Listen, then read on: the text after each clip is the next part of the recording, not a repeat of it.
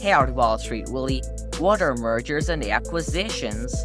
Mergers and acquisitions, commonly called M&A, is a term that is used when talking about the consolidation of two companies.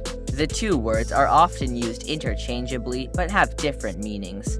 In a merger, two companies that are of similar sizes combine to create one new legal entity.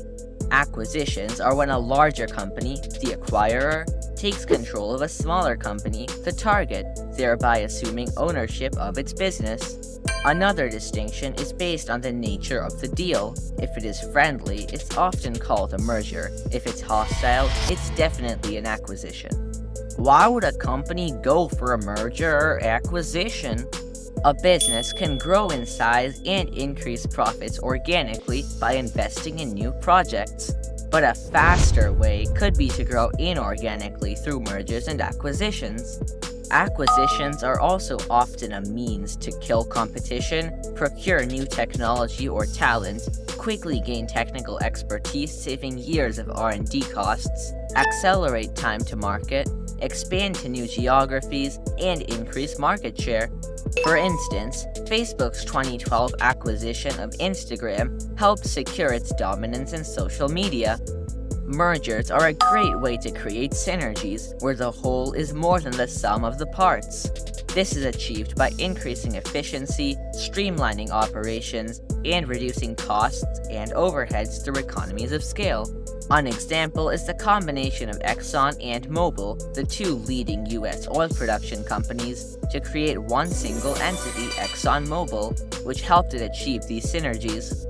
How does a merger or acquisition affect shareholders? In most traditional M&A transactions, after approval from the target company's board of directors, more than 50% of the shareholders need to vote in favor of the deal for it to go through.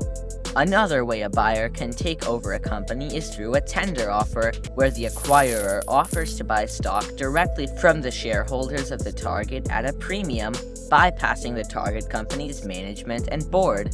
The exact impact on shareholders may vary based on the terms of the deal. However, a merger or acquisition is usually viewed favorably by the stock market and press. This is especially beneficial for the shareholders of the target company, as its stock price usually goes up after the announcement.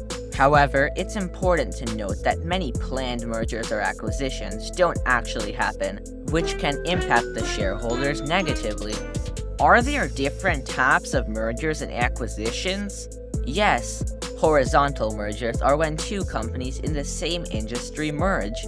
For example, two car manufacturers merging to create a bigger, better brand. Vertical mergers happen within a supply chain, when a company merges with its customer or supplier. For example, a smartphone company merging with a chip maker. Conglomeration is when two companies that have nothing in common merge. This can be done for diversification. For example, a pharmaceutical company merging with a supermarket chain. Congeneric mergers are between two businesses that focus on the same consumers but in different ways. The products of the two complement each other. For instance, a video game company merging with a gaming chair manufacturer. Thank you very much, Wall Street Willie. You're welcome, Super Cooper. Remember, finance is your friend.